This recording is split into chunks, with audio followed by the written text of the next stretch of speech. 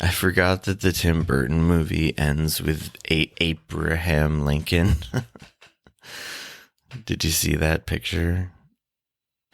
So, like, the Tim Burton movie is totally different from the original in the ways, at least in the ending, and I think in a lot of other ways. But I think it actually is more closer to the novel, where they really they take the most memorable part of the first movie and take it away, which is that they're on Earth the whole time. They're literally on an ape planet.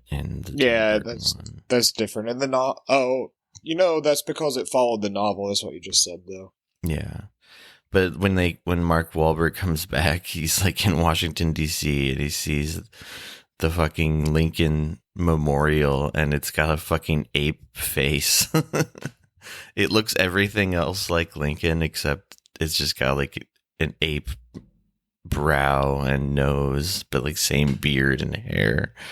It's very ridiculous looking. I feel like I need to finish the fifth movie again. I would say it's definitely the worst one, but it's still entertaining. I thought they were all better than I expected. I liked the fourth one a lot, even though I'm incredibly drunk during it. Yeah, I kind of curious. I think that's where you may have really gone off the most on the commentary, but it's probably gone. Yeah, because I listened back to like the 4 that remained, and by the 5th one, you like can't really speak. You're just like literally going rah, rah, rah, rah. And I'm just laughing and like kind of talking to myself. We're gonna have to do that future drunk history episode podcast. Yeah, but even on those, they can like make coherent words. That's true. There was a lot of talk about you putting your dick in people's eyes, which I think was on the 4th one, because I didn't really find it on the other ones. I don't remember what got me on that subject. I think I just wanted to be canceled. I think you were just you're horny posting, as they say, but then you're like quickly turning it into like an absurd fucking act of violence instead. I'll be the first member of this podcast to be canceled. I don't know exactly what for or exactly how. I think I would get canceled by neurotically trying too hard to cover up something that I feel is going to be cancelable, and then I say something too weird.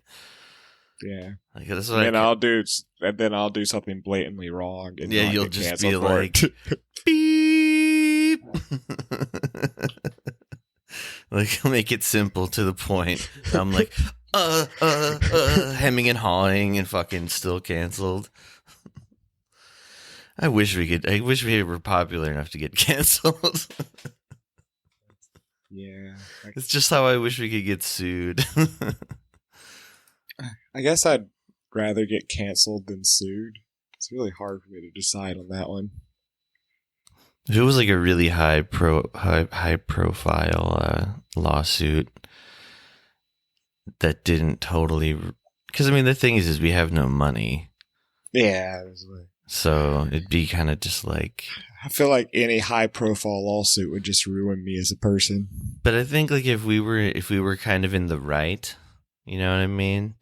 Like maybe not technically, but if it was a David versus Goliath thing, like us versus a giant corporation, and it got a lot of coverage, that would be awesome. That would be ideal. We definitely boost our listens. So our plan is to piss off the wrong person. I mean, I subconsciously think that's why I've been using whole copyrighted songs at the end of the podcast. Why do people want to work all the time? What broke inside of people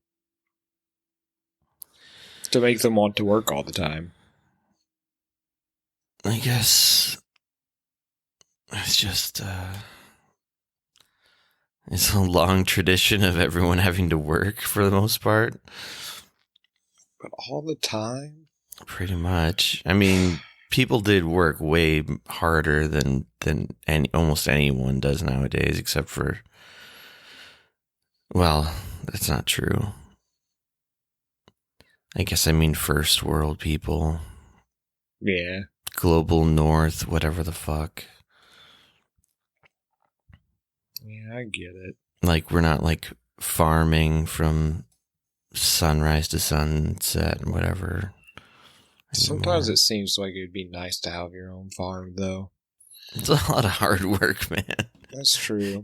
I mean, you want to farm with like AI slaves that just do all the work. Well, I want to live in a society where AI slaves do all the work, but yeah, I want to live in the fucking Jetsons. But you know, who doesn't? Didn't George Jetson still go to like an office every day? Yeah, but he just went to an office to press a button, which is, I guess, kind of what people do now. I guess his job was very similar to Homer's, just pressing a button all day long. How I picture Homer's job. The great Homer Simpson. Troy, Mac Parker. Ever hear of Planet of the Apes? The movie or the planet? Help, the human's about to escape. Get your paws off me, you dirty ape! He can talk. He can talk, he can talk, he can talk, he can talk, he can talk, he can talk. I can sing!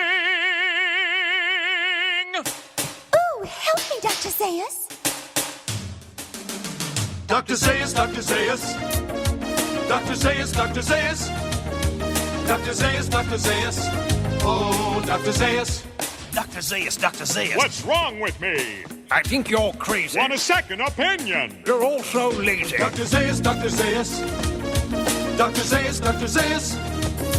Dr. Zaius, Dr. Zaius.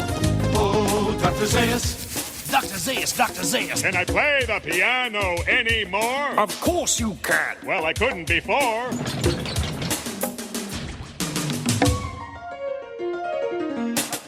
This play has everything. Oh, I love legitimate theater. I hate every ape I see, from Chimpan-A to Chimpan-Z. No, you'll never make a monkey out of me. Oh my God, I was wrong. It was Earth all along. You finally made a monkey. Yes, we finally made a monkey. Yes, you finally made a monkey out of me.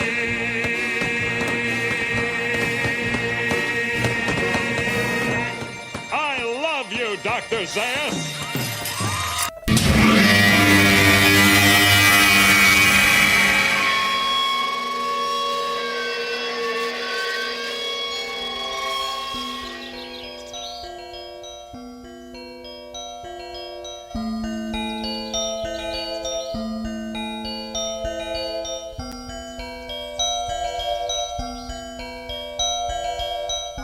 He walked out in the gray light and stood, and he saw for a brief moment the absolute truth of the world.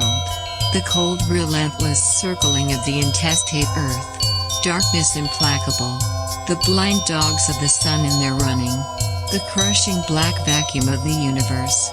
And somewhere 200 animals trembling like ground foxes in their cover.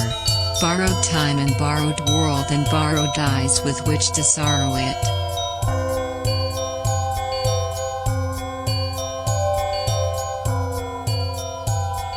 And lo, for the earth was empty of form, and void, and darkness was all over the face of the deep, and we said, look at that fucker dance.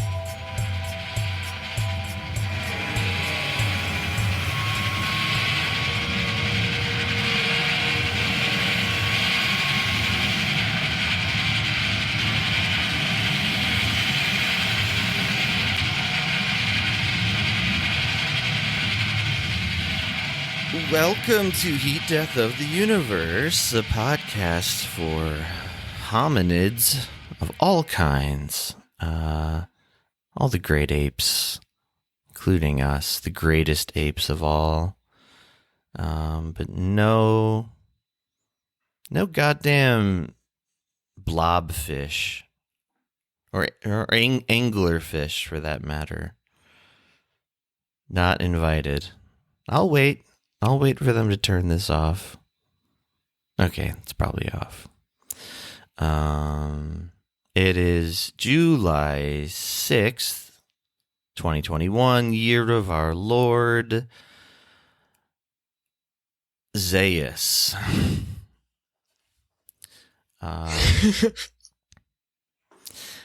It is 11:40 a.m. It's a Tuesday. Time is slowly starting to lose meaning to me. At least dates are. Because I'm free from the shackles of work for the time being. Celebrate me, podcasts. Clap for me. Clap for your dying king, JFK. What am I talking about? I'm talking about Planet of the Apes, the film franchise, which we watched more or less on Independence Day. Kind of the right, I don't know, whatever. July 3rd going into July 4th.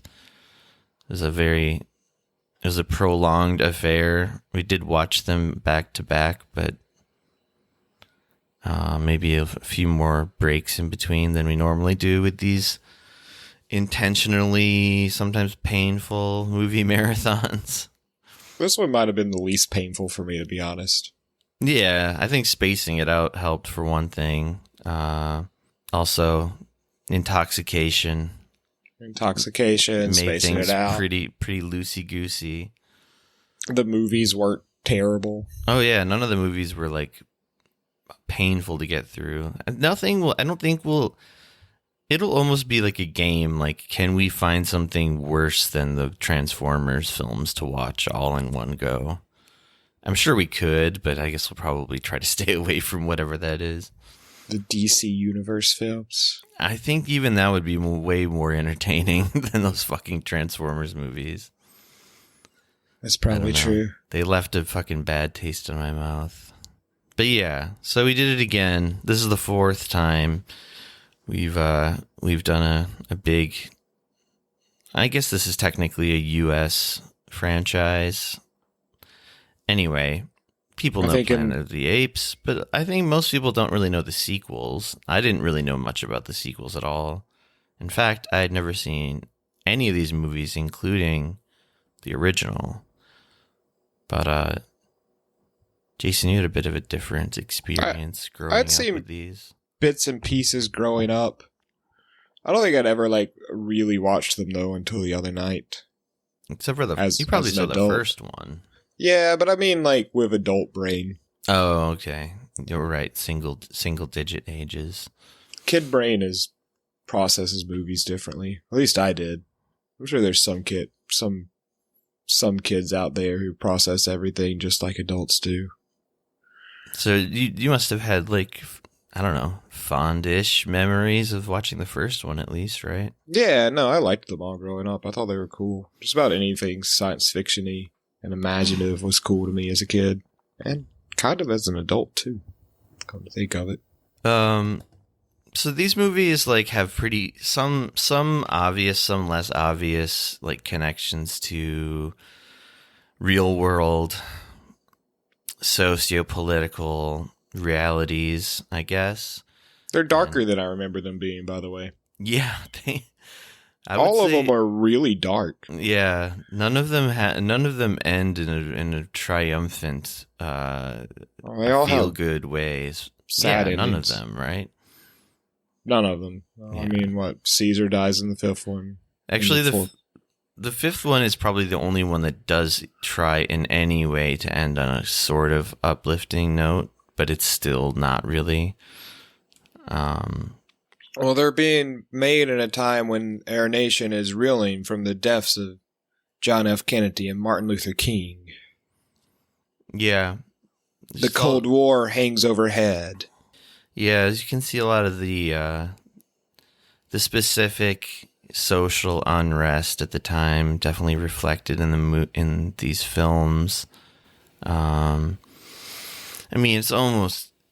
I mean, so there's obviously some sort of like allegorical thing about like race relations, but then we also can like transfer it to animal rights. Although I really have a feeling that was less of a concern for the people who were making the movies and say like maybe the author of the novel that they come from. I think it was a little more just about like man's inhumanity to man, and apes are used as this way of showing what it would feel like to be subjugated. Be different, yeah. Yeah. But yeah, I enjoyed all of them. I kind of, I mean, maybe we could just, I guess we should just go kind of maybe talk about each of them like as they are. The first movie stars young Connor Oberst. It was weird that they kept calling him Bright Eyes throughout the entire movie. Yes, Charlton Heston plays Bright Eyes, or, shit, I forgot his real name already. It was actually Connor Oberst playing Charles Heston, playing Taylor, playing Bright Eyes. As George Connor Taylor Oberst, a.k.a. Bright Eyes. Listen to our commentaries if this joke is not getting old to you yet. It's not a great joke. Bit. You'll be damn sure that I've made it at least a few times while watching the movie. It just like took me just by surprise every time they called him Bright Eyes. I don't know. I wasn't expecting it. I think it's because apes have brown eyes and white men have their brightly colored eyes. Charlton Heston has probably some bright blue eyes, I'm guessing. I think so. He seems a bit Aryan, a bit blonde and blue-eyed. Anyway, so the film's like aesthetic from the very beginning just reminded me of kind of like a cheaper 2001, and I got just in the mindset of 2001 because I realized it was the same year, 1968, that both movies came out. And throughout the movie marathon, I kept asking a lot of questions about the timelines, because a lot of it wasn't making sense to me, and there was no explicit like as far as I remember. And to be sure, folks, we were talking over a lot of these movies, as you do, especially when you start to get a little loose. So maybe I missed something, but and Jason was having no fucking patience for it. He's like, just accept that there's fucking time magic in the movie, all right? and I couldn't let well enough alone. And did I do that? I probably did. You definitely did. I was like, why are they in 1991 in the third movie with no explanation whatsoever? And you're like, because they travel in time. And I'm like, okay, but how? Why? When? They don't explain it. They had to escape from the planet of the apes. The second film, I guess we're not going to, I mean, we're going to hop around here, whatever. The second film ends with Charlton Heston just blowing up everything. The Earth, that is, with a nuclear device. The second film, I think, is the weirdest of the films. Yeah, probably in some ways. I actually think Escape from Planet of the Apes is the darkest of the films. The third one. Yeah. Yeah. Yeah, it kind of is. I enjoyed 3 and 4 for pure weirdness, and you could tell that the budgets started to drop probably around the third, fourth, and fifth films. Definitely the fifth film. Yeah, you can tell massively in the fifth film.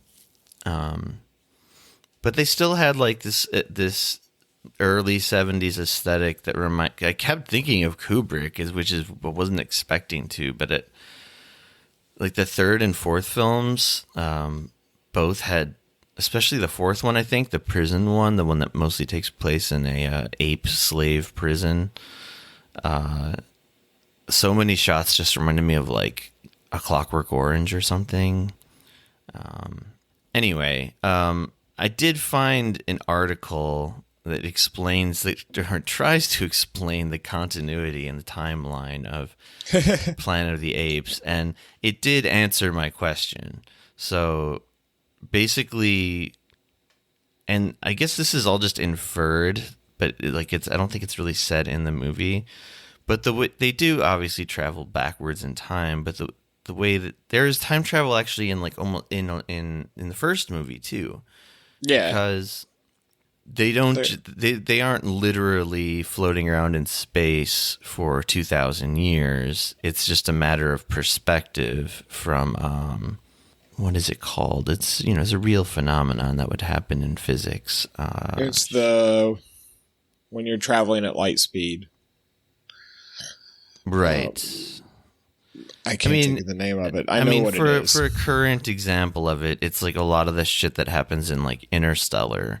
Like when they go to the one planet where like time is like every hour is like equivalent of like 20 years or whatever. Yeah. It's like that kind of thing. So they just get like, I think by the third movie, these 3 ape astronauts just basically get like kind of like lost for like thousands and thousands of years going into the past, which to them seems like, whatever, a couple of days or something. They had rebuilt the ship that had crashed in the lake, from my understanding, or maybe the second ship that crashed in the desert. Yeah, I think so. But that was one of the big laugh out loud moments for me when in the opening of the third film, and there are these like, I think pretty sure after looking at it, that's supposed to be the year 1991, and there's all these like generals standing around like, what is this business? And like, yeah, these 3 astronauts pull off their orb helmets and just reveal, freakish talking ape human faces, and like no one, including like just all the reactions of everyone, just made me laugh really hard. Like the apes just kind of look back and forth at each other, like, "Hey, what's up? What's going on with this?" And the generals like kind of run away afraid, but not really. We decided the best thing to do is to put them in the zoo. Yes, and they do go to the zoo. Okay, so maybe we should ridiculous. Try to go more linearly. I mean, most people know the basic like beats of the first movie, so there's not much point in going over that. But Charlton Heston and his American astronaut team, they're in like these cryo sleep chambers, and they wake up with beards, and they crash land into a lake, and they gradually realize they're in the year like 3,500 something. I forget exactly. And they realize that they're not in Kansas anymore. They see some primitive humans. Primitive humans run away from something, so they run away too. Turns out they're running away from not so primitive apes. Despite the fact that the place they've landed looks basically like the national park of like where the Grand Canyon is. They assume they're on an alien planet just based on how long they've been traveling. How long they think they've been traveling, or it seems they've been traveling, whatever. Yeah, then they meet the apes. The apes are, it's just a total reversal, right? The apes are like treating them the way that most humans have treated animals for millennia. Don't believe that they have intelligence or feeling or any sort of higher level cognition. And then when Charlton Heston finally is able to reveal he can speak after his throat wound heals, after he's been shot in the throat very conveniently to the plot, the zealous Zaius, the I don't know, philosophical science lord of the apes. I forget what his real title is, but yeah, just doctor. Oh yeah, Dr. Zayas. Yeah, he's very reluctant to believe that that animals, filthy animals, could ever. But that's really turned on its head, because it turns out that Dr. Zayas the whole time knew that filthy humans could had that potential, but he actively didn't want them to do it because he had read like the lawgiver's text about how humans will ruin everything if you let them procreate and thrive. See, I missed all of that. Yeah, that was his big like revelation when like Taylor and Zayas in the cave where they'd find the human doll, and Taylor's like, you knew they were smart people. And like, the doll that speaks and says "mama." And eventually Zayas is like, yeah, but in the text it said not to trust humans, not to let you thrive. Yeah, because they blew it all up. Damn you! Yeah, because we fuck everything up. The apes are doing a better job than us, though. The apes may just be becoming us. They're becoming us in the movies. Yeah, they are, because the thing is they don't. They claim to be peaceful at various points in the whole franchise, but they're obviously. By the time you get to some of the latter movies, they're like definite factions between. I think even by the third movie, like they're considered chimpanzees, although they just don't really look like chimpanzees at all. But anyway, the sort of main apes, they're like looking down their nose at, say, the gorilla types that they consider just to be like aggro and warlike and always itching to start a war. And I forget what they thought about the orangutans. Maybe that they're snooty and intellectual. I don't know. But yeah, they start to like faction and stuff the same way people do. I mean, what else happens in the first one that's interesting? I mean, a lot of stuff. I would say like the first movie is probably just purely the best movie, like overall in terms of like story and direction and acting and everything. I thought it was so funny how. So like, also I should say, I think I said already, but I never saw any of these movies before. But I also like intentionally didn't look into anything about them. But while we were watching it, I was like, oh man, this music's really Twilight Zone-y. Oh man, this is just like a long Twilight Zone episode. And then I like started scrolling Wikipedia at one point, and I'm like, oh, Rod Serling wrote this whole fucking script. Yeah. But they actually like kind of the creation of the first film is a little interesting, the backstory, because it's very different from the novel, the original French novel. Well, they wanted a much higher budget because like the apes were supposed to be way more advanced, but they just didn't have like the budget for it. Yeah, they wanted to show like huge like cityscapes and stuff, and like apes where like yeah, kind of the stuff they do in the third movie actually a little bit, but it's also done in a kind of a low budget way there, but yeah, so they still are like semi, I guess, primitive, you could say. And that was all due to budget constraints.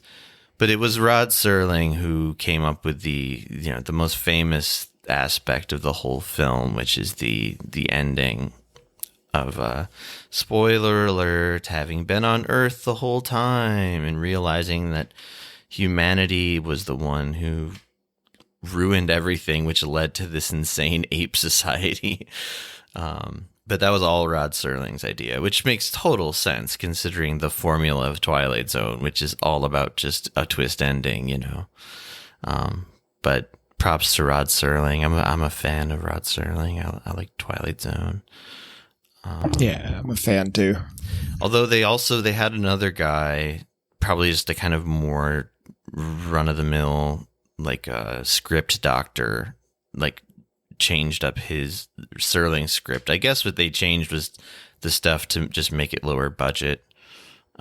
Like took out some of the ideas about like showing like this huge sort of like Jetsons like futuristic ape city, And because like in the film they're still living in kind of like caves. They're just like caves with like electronics and furniture. Yeah, and I shit. think it's supposed to be like the impression they're like early 1900s society.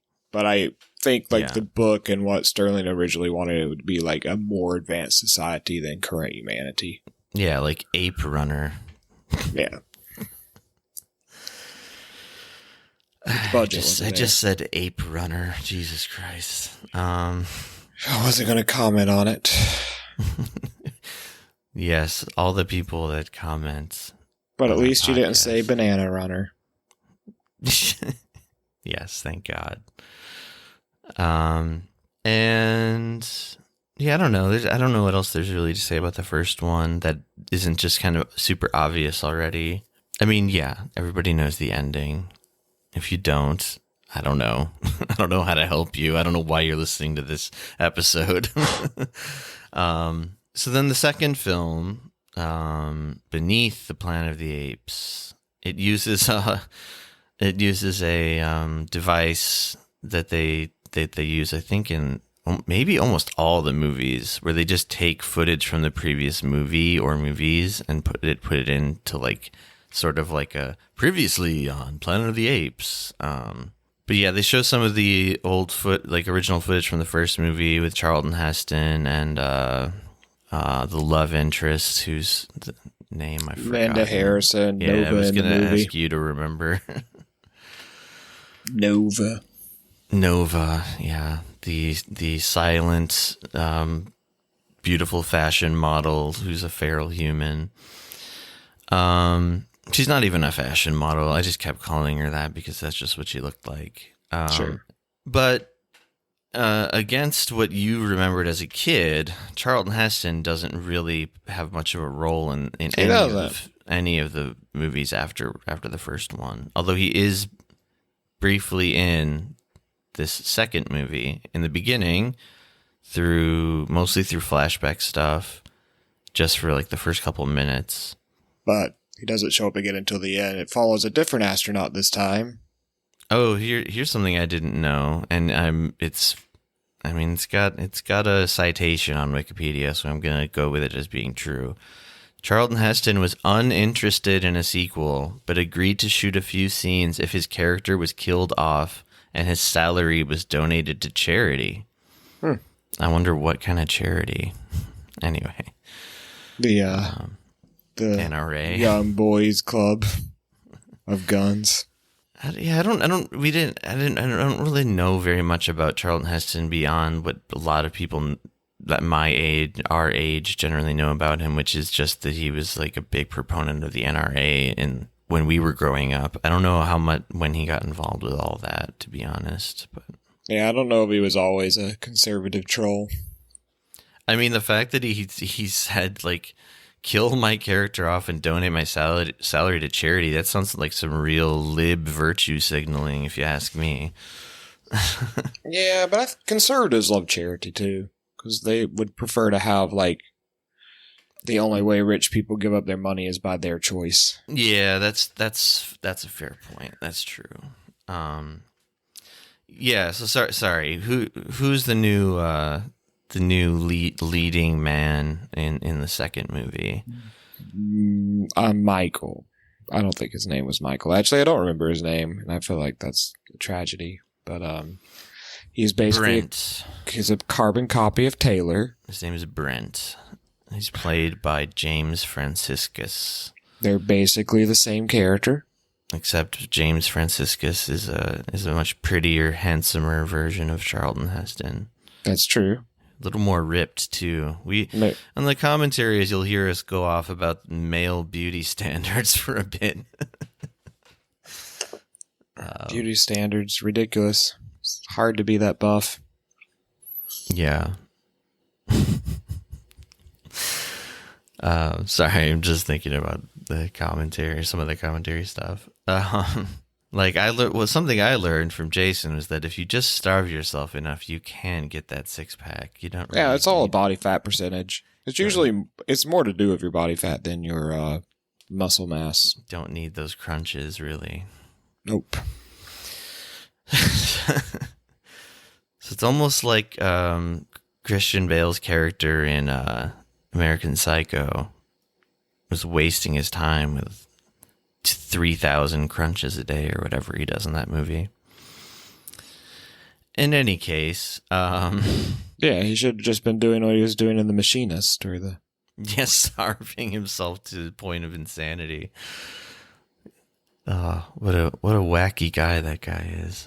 I believe he said he's finally giving up all of that, like huge fluctuations in body weight because he's pretty sure it's gonna destroy his heart the next time. It's really bad for you. Yeah, he's done it a lot. He played Dick Cheney for fuck's sake. Like right after playing Batman or whatever.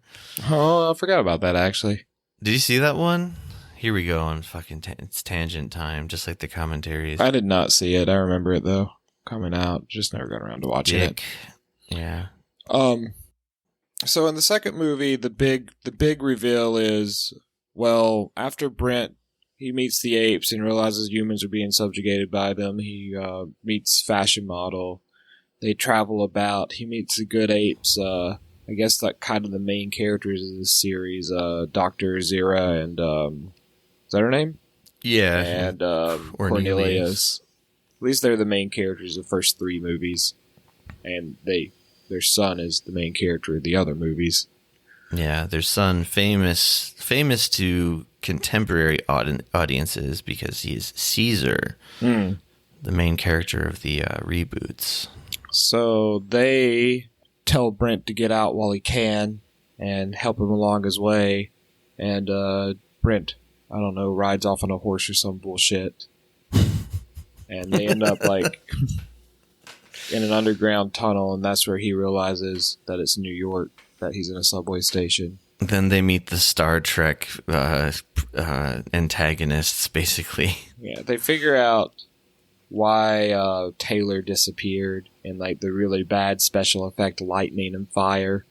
Oh, and yeah, we should probably mention that happens in the beginning. I thought the movie did a really good job of explaining away the bad special effects there. Totally. Because they were noticeably bad. It's like, whoa. Yeah, like, so like in the very first couple minutes of the film, there's just suddenly this huge wall of flames, and it just looks like they like filmed someone's fireplace and superimposed it on the film. And like some bad lightning. And then Charlton Heston just like tips forward like a glass falling over and just disappears into a rock. And yeah, it's anyway, so we find out the reason is that there's this subterranean cult of humans that have been they've been damaged by nuclear radiation.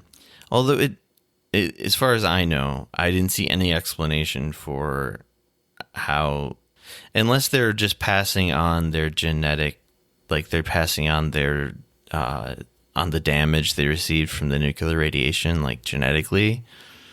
I guess that's what it's supposed to be. Yeah, I or they somehow live for thousands of years. I don't know. I thought they were passing on the damage genetically and also maybe evolving to live underground. Yeah. The weird part is why would they go through the trouble of crafting human masks and not just accept their new forms? Yeah. Yeah. I mean, the reason maybe is the reveal is fucking hilarious. It is.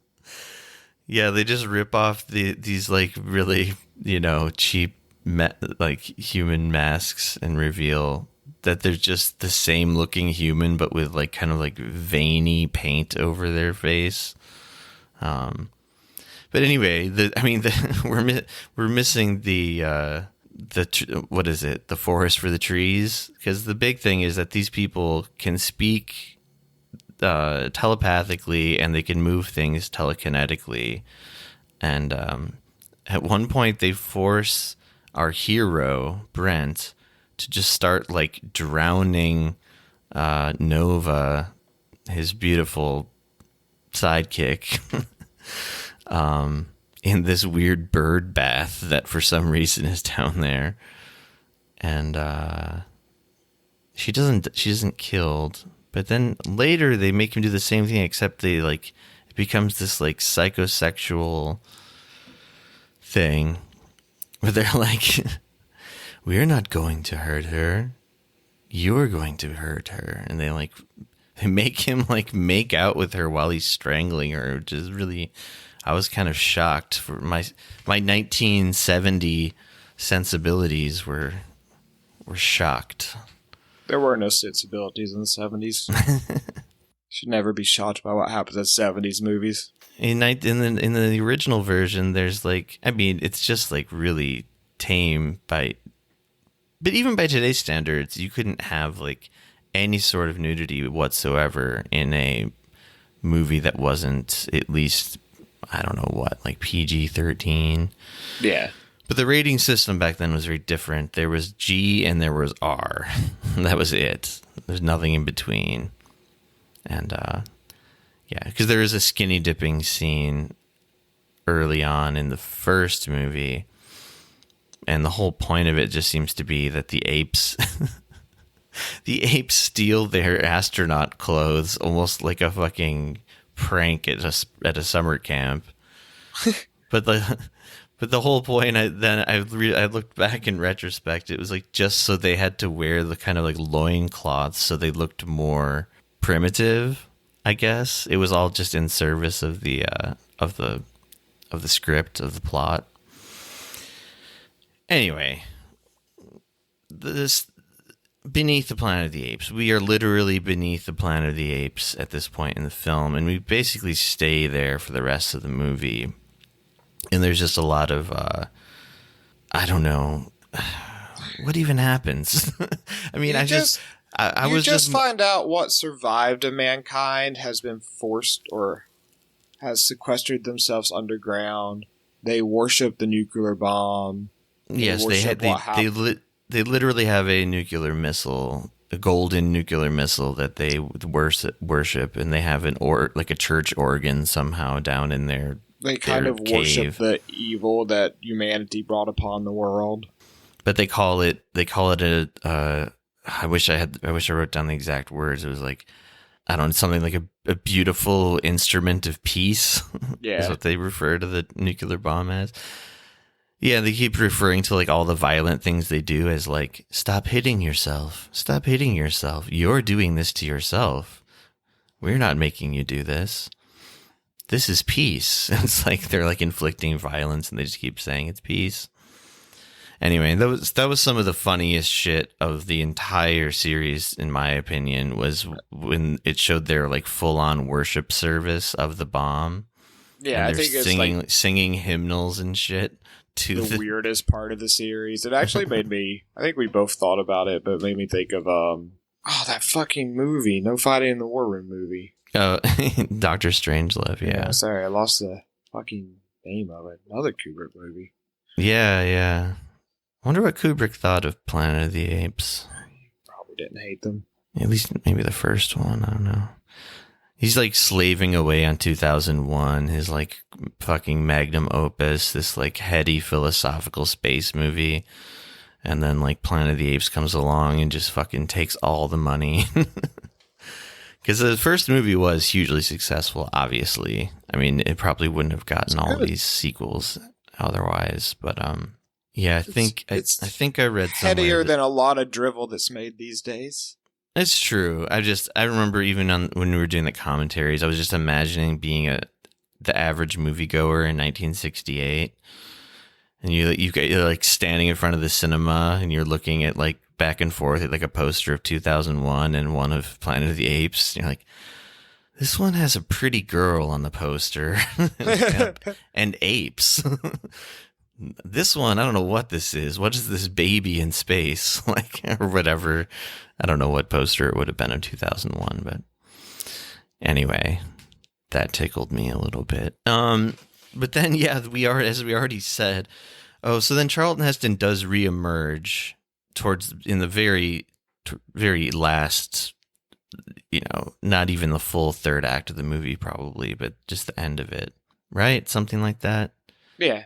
And there's a big fight scene between the two leads. After the exposition of Taylor explaining how he got there, then being surprised to see Brent because they know each other because they were former co-workers back on Earth. I think that's the other thing too, is that the whole reason Brent, the new hero, he was looking for Charlton Heston's crew, right? They were like a rescue crew. Yeah. He kept asking the apes about like, yeah, you kept like trying to use hand signals to like, just try to imagine using hand signals to an ape to describe Charlton Heston. It'd be hard. Yeah, they do fight, and it's again because of the telekinetic weirdos making them fight for some reason. And maybe it gets, sorry, I'm getting a little fuzzy here, but maybe it gets to the point to where Taylor does end up killing Brent and maybe even Nova, and that's what drives him to like just set off the nuclear bomb. See, yeah, it got fuzzy for me too around that point. Like, I just remember suddenly there was this dramatic shot of his hand like just punching the button, and then it was like the end. That was literally the end of the movie. Incredibly pissed that humanity had forced him to kill his only friends on this planet, and like everything's doomed. So he did instead of letting things play out, he's just like, fuck it, let's abort the whole thing. Wow, he killed them both, huh? See, this is really revealing wandering attention during the marathon, but that's fine. Then we get to the third movie, where we find out that Dr. Zira and Cornelia survived, because while Brent was underneath the planet of the apes, fighting the subterranean nuclear humans, they were repairing his spaceship. I think they had to repair Brent's spaceship, not the one at the bottom of the lake. It probably makes more sense they repaired the one that was in the desert. Yeah. Sorry, I just had to check the ending of the second movie. And the last line of the movie, just to show again how actually bleak these movies are, and they're not just like a swashbuckling like good time movies necessarily. Every movie ends terrible. It ends in a very bleak way. Yeah, there's a list too I found, or one of us found, I can't remember now, but it just ranks the endings of all the Apes movies from like bleakest or least bleak to bleakest.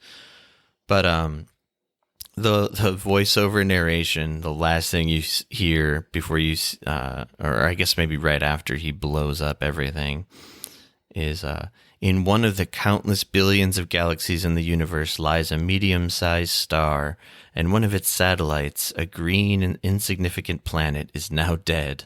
Dun dun da da da. Starring Charlton Heston. Anyway. I'm just kind of like, I'm half just like keeping an eye on scrolling through Wikipedia here. I feel like anyway, the way that the other thing we noticed was that there's like always a token black guy in each movie, and he was always killed like pretty much instantly. But one of them here is credited simply as a what would be considered by today's standards a racial slur. That's his official character credit, even though he had a fucking character name. Anyway, check out Beneath the Planet of the Apes Wikipedia page and cast if you want to see what the hell I'm talking about. But yes, the third movie, which we did kind of talk about the beginning of already. There's a huge time paradox thing going on where it's Cornelius, our friends, the power couple, Cornelius and Dr. Zira. And then I don't remember who the third one was with them. There's a third ape, and they're on like some sort of mission. I guess they escaped Earth like right before it blew up. Seems like. Yeah, I think so. They're okay. The other chimpanzee was Dr. Milo. But yeah, they repair the spaceship originally used by Charlton Heston. And this explains it even more, the time travel thing. The shockwave of the Earth's destruction sends the ship through a time warp that brings apes to 1973 Earth. Oh, they go back to 73. Which is the future at this point. Oh, yes. From the time the movie's being made, yes. This movie was released in 71. And then it lands on the west coast of the United States. So we're done with the East Coast for now. And in this movie, instead of the humans playing the others, the apes get to be the others. And they see how modern society would treat others. Exactly. They get it's a real tables turned situation where they're immediately brought to the Los Angeles Zoo. And they're famous at first. People really like them. People are like impressed and like super into it. But then people start to worry about it, especially as they start to figure out what happens in the future. People become fearful of them and start treating them badly, shitting on them. Basically. Yeah. There's the whole period where they become sort of celebrities, though, is very funny because there's just like these montages of like Dr. Zira like going on extravagant shopping sprees while like the paparazzi is just like, oh, spin around for us, Dr. Zira, and they're all taking photos and shit. Yeah, it's when they finally like, well, they're like put on some weird tribunal by like the military or some shit. That whole court scene is really funny too, and bizarre. Future crimes against humanity.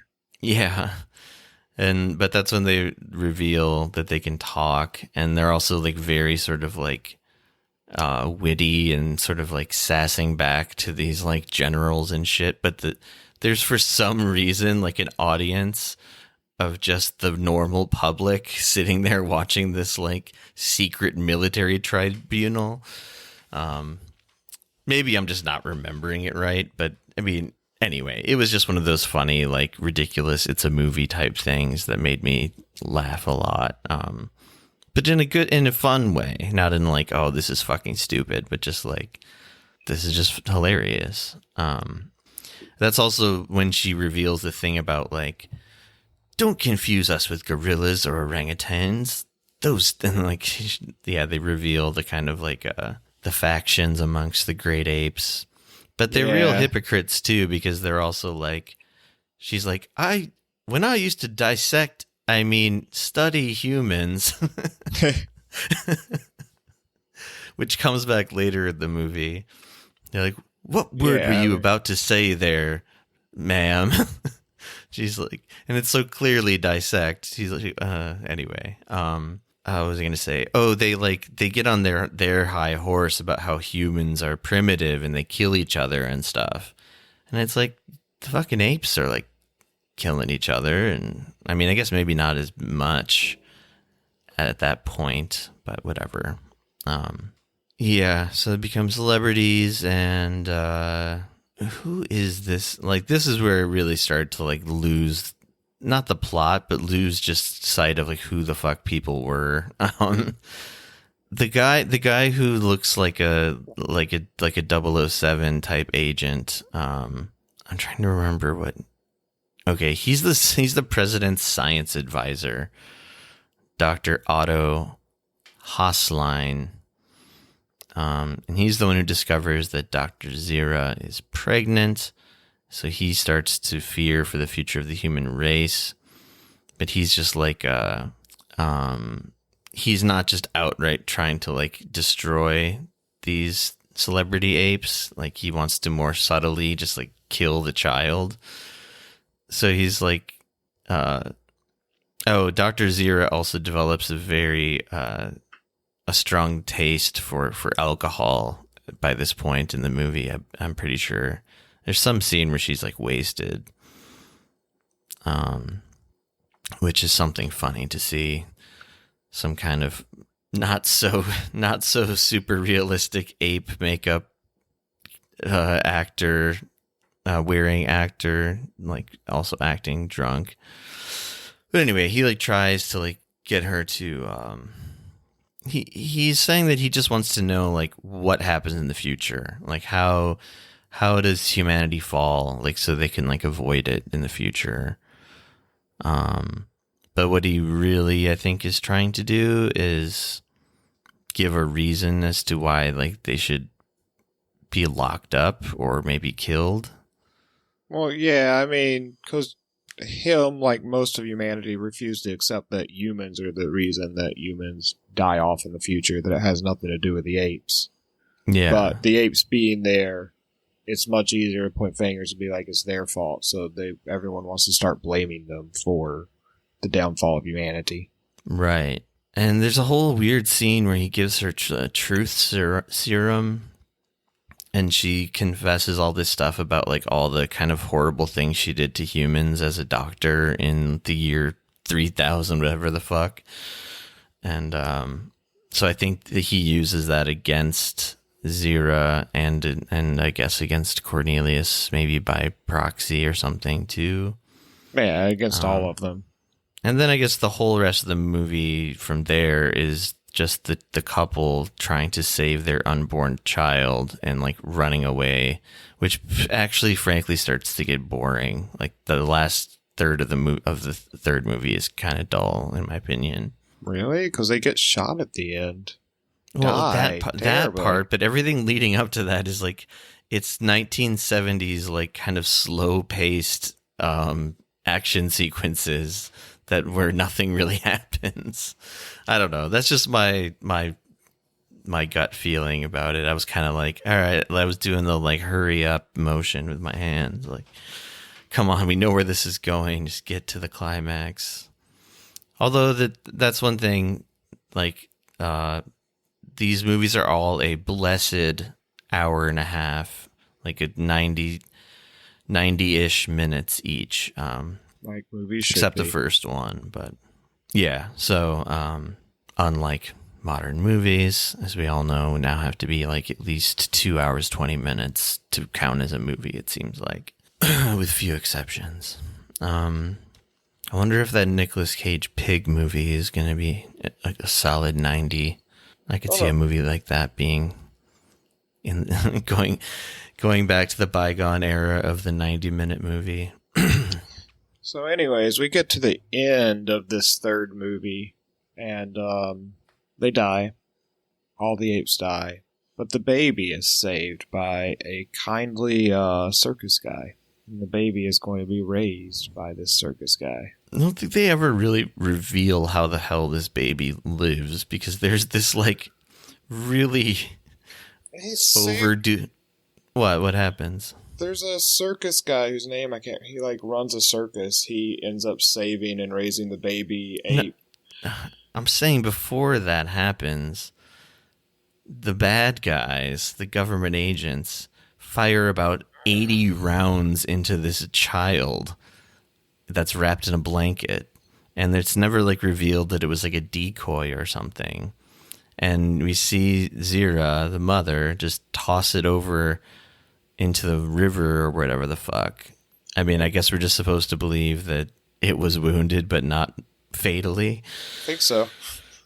And yeah, Cornelius meets his end, and Zira presumably meets her end, although it's not really said outright that she dies there. But it doesn't matter because the rest of the movies also do a lot of weird stuff with the timeline. Well, the next movie we're, I think, in the 90s, and all other animals but apes have died off. Right. This is where 1991 comes in, is this the fourth movie. And this is also where you start getting natural smart apes, which are first being kept as replacements for house pets. Yes, because there was a great plague in the early 80s where every dog and cat on Earth died from this like terrible disease. Simian flu. Yeah. This is also where I think if you've watched the new movies, a lot of the basic plot points come from these like last three movies, I think. Yeah, I think so too. Maybe especially starting with the fourth one, because the fourth one, which we should say is called Conquest of the Planet of the Apes, 1972. That's the other thing. These movies all just came out like 1 year after the other. Yeah, oh man, way lower budget on this one. 1.7 million. Conquest of the Planet of the Apes is the one I just sort of shorthand in my mind as the prison Planet of the Apes, because I would say the majority of the movie takes place in a prison, right? Yeah. Pretty much all of it, right? Yeah. I think so. But so we do meet Caesar, and yes, it is basically the same Caesar as the modern movies, and the part that's sort of similar is, yeah, he's raised by a human, just like the Caesar in the new movies was raised by a scientist, you know, James Franco, the guy who looks like a scientist. Anyway, but he's taken away from his like human friend / master of some sort, circus guy.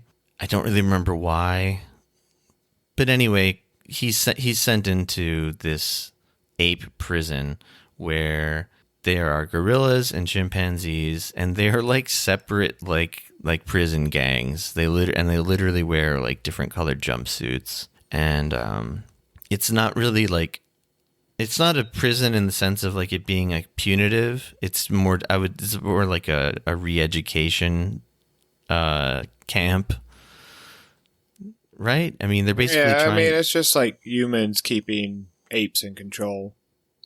But they're like they're doing all these like sort of mental, not even tests so much, but just like. No, they're just trying to subjugate them, to keep them like under our thumbs. Okay. But they're also like teaching them to share with each other and shit. Am I right about that? Isn't there a whole scene where the one ape like shares like the fucking banana with like 5 other ones, and it's like seen as this like breakthrough or something? I don't know. Things get increasingly hazy by this point of the film marathon. You really do. But I mean, the thing that makes Caesar important is he's in prison with all of them, and he starts to unite the apes because he realizes that if the apes work together, that maybe they can stand up to man and not have to live under man's thumb. Which is really in line with those new movies. I mean, yeah. And that's basically what happens. So some people also pointed out that not just this movie, but that like a lot of these movies had like a lot of like direct references to the riots that were going on around the U.S. and like major cities at the time, which is weird. I think I talk about this on the commentary. It makes me weirdly uncomfortable to compare race riots, and because then you're essentially saying, I mean, I get that it's probably more well intentioned than this, but like it's like you're equating African Americans with the fucking apes like revolting, you know. I don't personally think that was the goal of the movie, but I understand what you're I don't think it is. It's almost hard for me to like say the words. Yeah, sure. It sounds. Yeah, I worry bad. about that now too. But also there's imagery of the police like shutting down those of course righteous riots that were all part of the civil rights movement as well. Even in the first movie, where Charlton Heston gets like they subdue him with a hose while they're taking away his love interest. Yeah, take away Nova. Yeah. You know, the other weird thing is in the first movie, at least from something I read now after the fact, and maybe I just totally missed this part of the first movie, but it says that the apes were like forcing them to reproduce for the humans. I don't feel like that was. I feel like that was implied. But it could have been implied, but like you said something earlier about how like they wanted to like just study the humans, but not let them like breed because it would be dangerous. Oh no, I meant thrive. Okay. So yeah, I guess that would just be more part of the scientific studies. I mean, it's fine. Keep them in locked up, enslaved. Right.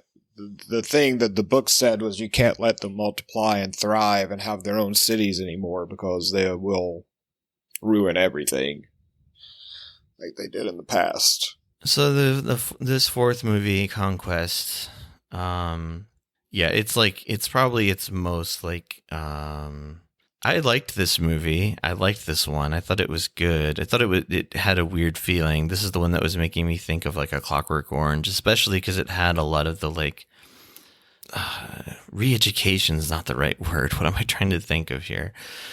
Like the fucking, I think there's brainwashing. Let's say brainwashing. There's like re-education. Yeah. Okay. So it's like, you know, and that also reminded me of, you know, Clockwork Orange a little bit, but also it was mostly just the aesthetics, the early 70s aesthetics in the prison. Also, I think I kept making cracks about it reminding me of Oz, but it really did remind me of the show Oz because it was like this weird experimental prison that looked like sort of futuristic, but also at this point now old.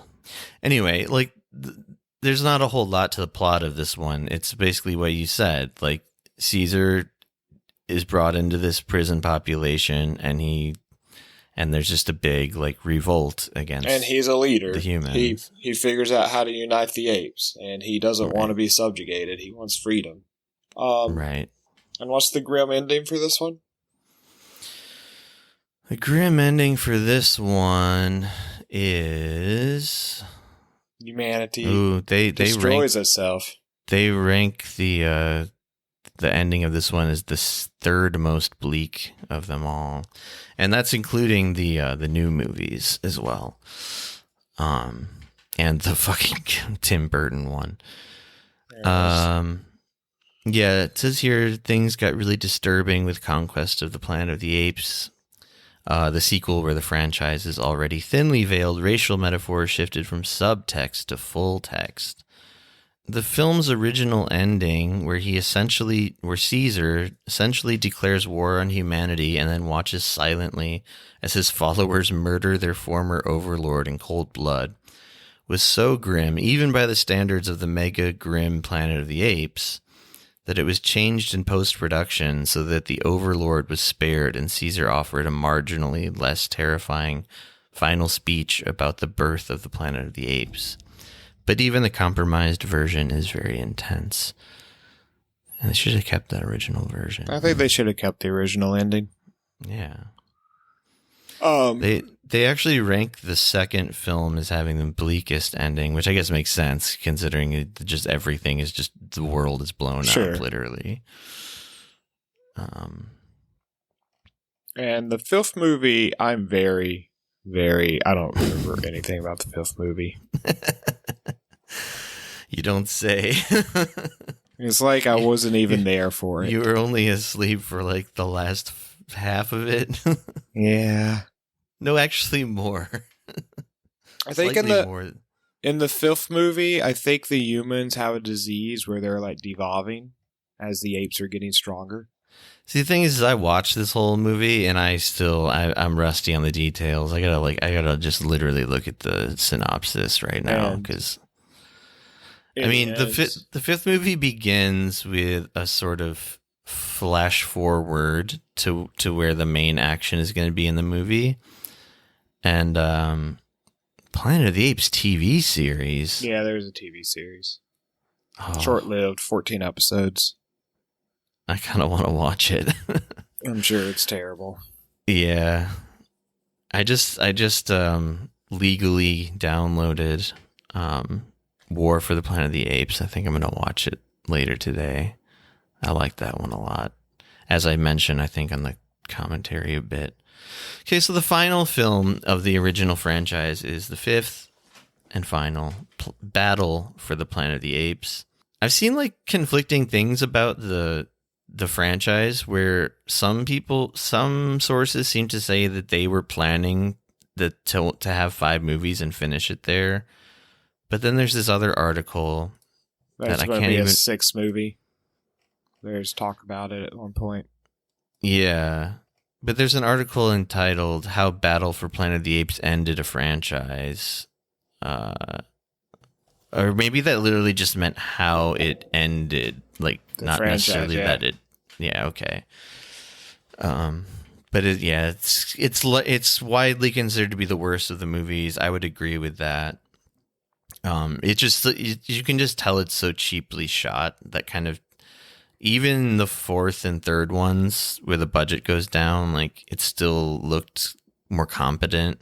Like by the fifth one, it's like bordering on like almost B movie level, bordering on, not completely, but anyway, it begins with, I can't fucking remember who's in these movies, man. Too many characters. It was Caesar, right?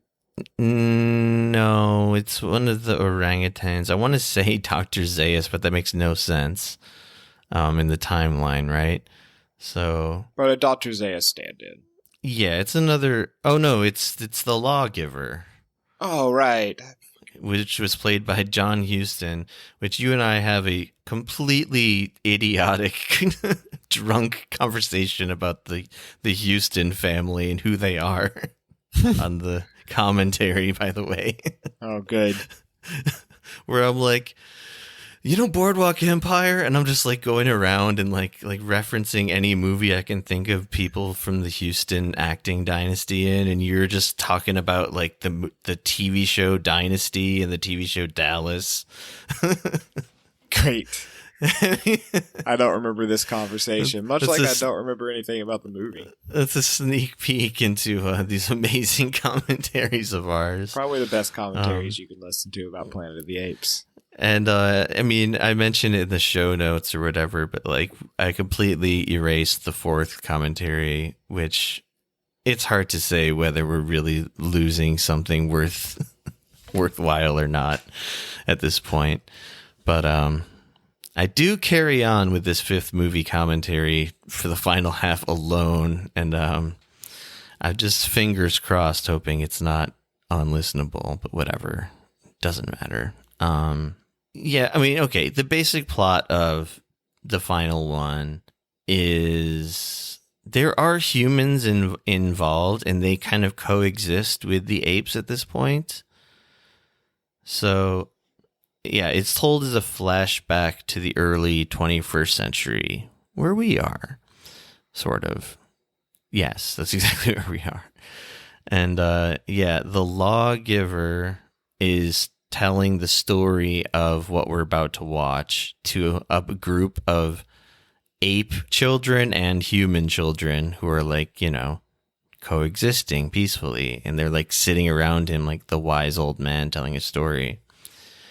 And yeah, he's like, let me tell you the story of Caesar, the great ape who saved us all, blah, blah, blah. There's like a big statue of Caesar, which I'm just going to cut right to the end, the final shot of this film, and which also means the final shot of the franchise, is the statue of Caesar literally starts crying, like actual tears come out of the statue's eyes. I'd forgotten about that. I think I actually woke up for that too. You might have, but you also might be thinking about how there's that weird like hallucinatory thing in I think the second movie where the statue starts crying blood. Oh yeah, because that happens also in another one of the movies. There's at least two crying statues in these films. Anyway, yeah, I mean, I started really checking out in this one. There's just a lot of gorilla on chimpanzee warfare basically going on, and Caesar trying to like keep the peace and also trying to like make humans be treated as equals in this like new coexisting society that he's trying to create. And I think as much as I was kind of checked out by this point, and watching a lot of movies, it's gonna happen. There were bits and pieces I remember like really kind of snapping my attention to and being like, oh, that's like interesting, like part of the script. Like, I don't know. It wasn't like just a dumb action movie. Like it had interesting ideas going on in it, but you could just tell like maybe it was just my feeling of exhaustion being transferred onto the movie, but I felt sort of like the filmmakers were also exhausted by this point because, like I said, they never really took a break between filming these movies. They just pumped them out one after the other. Yeah, I'm also seeing here that there is an extended cut of this movie, which seems unnecessary. Nope. These movies have me excited for the new Planet of the Apes movie that's, I guess, coming out at some point. But maybe it's going to be, like, from what I've read, a set in the same world as the newer ones, but, like, on into the distant future. That sounds cool, though. It seems like they got to do something different from the original, from that trilogy. It's possible that it might be a remake of the original set in the new universe. Also, what was her name? Linda Harrison? Yeah. She's still alive. She could get a cameo. Yeah, there's just one. I think one more kind of interesting thing about the, and also a part that I just laughed hysterically at is when the gorillas in the fifth one. This is sort of the beginning of apes using technology and firearms, because they're like, guns equal power. We need power. We need guns. And they just kind of repeat this over and over again. And the gorillas become basically like militiamen. Anyway, I found that kind of amusing. But yeah.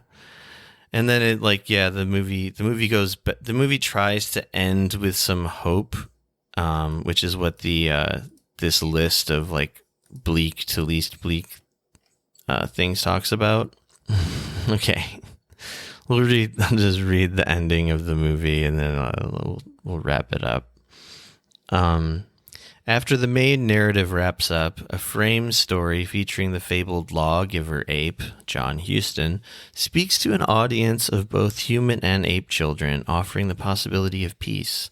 However, because no Apes movie can finish without at least a little bit of WTF, the camera tracks and zooms in on a statue of the great ape leader Caesar in the background, which then sheds a single tear.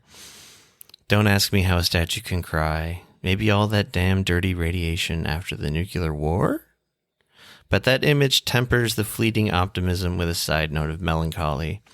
The lawgiver's sermon takes place centuries before Charlton Heston's Taylor crashes on the Planet of the Apes, at a time when things are a lot less harmonious. Although Caesar's actions may have altered the timeline, it's also possible this tranquility may not last. Well, yeah, because we know what happens later. Anyway, that was what happens in the Planet of the Apes movies. That's a recap on the Planet of the Apes. Yeah. I had fun watching them. It was fun talking over them, I guess, is another way to put it. I had a great time. It was I found it a fun way to ring in the Independence Day for some reason. I don't know why it seemed appropriate. It just did. But yeah, we went from talking about the royal family on July 2nd to going for the most American thing ever, Charlton Heston, on the 4th. So that's that. Should we recommend something? Recommendations? Any final thoughts on Apes? Recommendations. I actually really like the new Planet of the Apes movies. I even recommend these, so I'm just going to leave it at I think Planet of the Apes is a good series. Still like the whole thing? Whole thing. Even the Tim Burton one. Even the one you haven't seen? Even the one I haven't seen. I should say we did start watching the Tim Burton one at like 6 a.m, and that was a real lost cause. I think mostly all we talked about was Fight Club and Helena Bonham Carter. That's very possible. Yeah, that one's going in the trash. I'll save it for some really intense fans who really want to hear anything we have to say, anything we have to mumble at 6 a.m. Yeah. I think I'll leave it at that too. I recommend the original 5 and the reboot 3. I saw the first hour of the Tim Burton one, and I cannot recommend that. It was so unbearable, but maybe it was just at the point of the night where I was sick of looking at ape faces. But it's also just a really bad movie from what most people say and from what I saw. All right. Well, all right.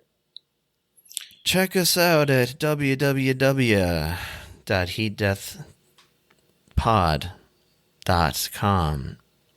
Also at Twitter at heatdeathpod. Don't forget the carrier pigeons. Don't forget the CB radios. Don't forget the emails. Don't forget your paring knives. Don't forget your space travel to the future, where you find out that it's the Planet of the Apes had it all wrong, and it's really the Planet of the Lizard Men.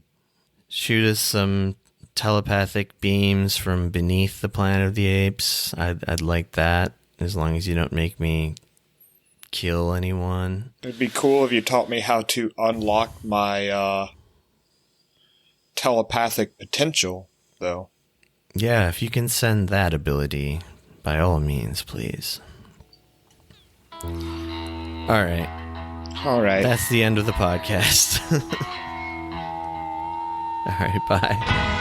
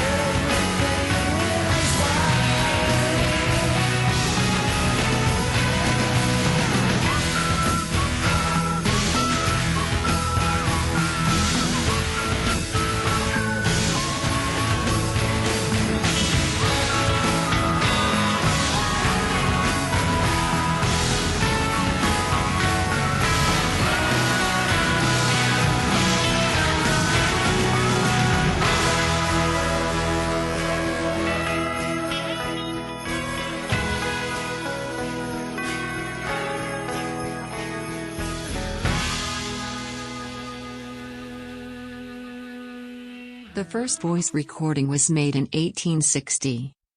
It was a 10-second fragment of the French folk song Au clair de la lune recorded by inventor Edward Leon Scott de Martinville. But who will make the final voice recording and when? What will it be? Who will hear it?